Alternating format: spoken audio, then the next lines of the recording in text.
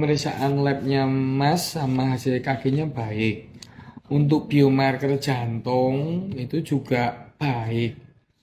Ya, cuma kan Mas sudah dalam sebulan ini katanya 2 kali kan mengalami nyeri dada. Dan selalu pada saat melakukan olahraga. Sebelumnya kan Mas, dari cerita Mbak kemarin kan Mas, biasanya olahraga hanya keliling perumahan. Atau paling nggak dari perumahan ke perumahan. Paling jarak tempuhnya kurang dari 5 km. Bolak-balik oke lah 10 km. Tapi kan ada waktu istirahat, waktu jedanya. Lah kemarin itu Mas ikut olahraga sepedaan naik ke puncak 2 Bogor. Hanya 2 puncak, puncak 2. Nah, kira-kira kan jaraknya dari sini kan tadi dilihat dari map ada 40 km. Naik lagi tanjakannya. Dan secara emosional kalau orang sepedaan bersama dengan klub atau dengan teman-teman, ketika teman-temannya udah naik ke atas, pasti akan memaksakan diri untuk jangan sampai ketinggalan. Lah memaksakan diri aktivitas aerobik dengan menggenjot pedal terus-terusan itu menyebabkan kerja jantung jadi meningkat. Memang belum diketahui saat ini sebelum ada pemeriksaan scan maupun pemeriksaan apa kateterisasi angiografi pencitraan dengan angiografi itu belum diketahui Mas itu sebenarnya ada plak apa tidak. Tapi kalau dari hasil pemeriksaan enzim jantung ini LDH, kreatin fosfokinase maupun SGOT di sini ini hasilnya baik. Berarti kemungkinan belum ada otot jantung yang rusak. Tetapi mungkin ketika Mas ngalami nyeri dada, ampak, keringat dingin yang orang itu ceritanya kayak angin duduk. Angin duduk jadi ketika melakukan aktivitas tiba-tiba dadanya ampak terus akhirnya orang harus terduduk. Nah, itu ya istilah angin duduk itu benar, tapi umumnya disebut angina pectoris atau gangguan sementara aliran darah yang ke jantung, tapi sifatnya sementara. Kemudian, tapi belum bersifat merusak sel-sel otot jantung.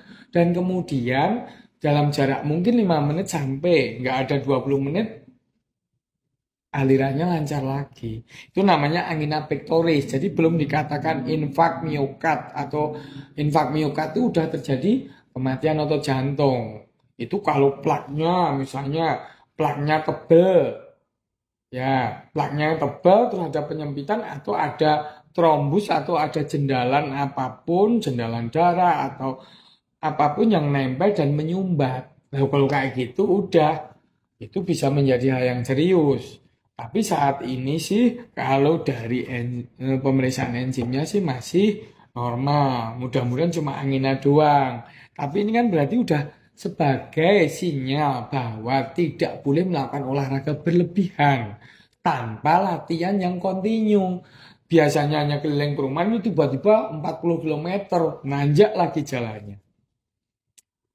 Jadi oh ya, yang penting juga, ini kan ceritanya Mas sebelum naik gunung pakai sepeda kemarin kan kurang tidur karena shift 2 malam.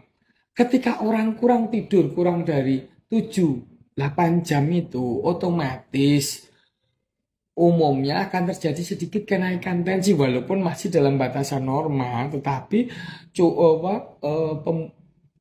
tensi agak naik sedikit, curah apa aliran darah akan lebih kencang pada saat orang tidur loh kayak gitu dipaksain olahraga ya akhirnya faktor-faktor tadi terakumulasi Mbak. Jadi oke, sementara nanti setelah di echo USG jantung dan misalnya hasilnya baik mungkin dokter jantung akan memperbolehkan pulang mungkin besok pagi, tapi saya harap olahraganya bertahap dulu, istirahat dulu seminggu nggak boleh olahraga di rumah, mungkin nggak kerja dulu 2-3 hari, kemudian aktivitas fisik seperti biasa. Kemudian ketika mulai olahraga boleh, tetapi harus terkontrol jaraknya dulu. Pada batas tertentu ketika kok udah mulai agak capek ngos-ngosan, berarti jarak temunya jangan ditambah dulu. Dengan berlangsungnya waktu mungkin jarak temunya bisa ditambah lagi. Olahraga itu akan membuat jantung baik. olahragawan itu rata-rata jantungnya lebih baik dibanding orang normal. Tapi ketika olahraga dipaksakan, berlebihan bukan lagi untuk kesehatan, tapi hanya untuk kesenangan atau ego, ya kadang-kadang bisa merugikan, Mbak.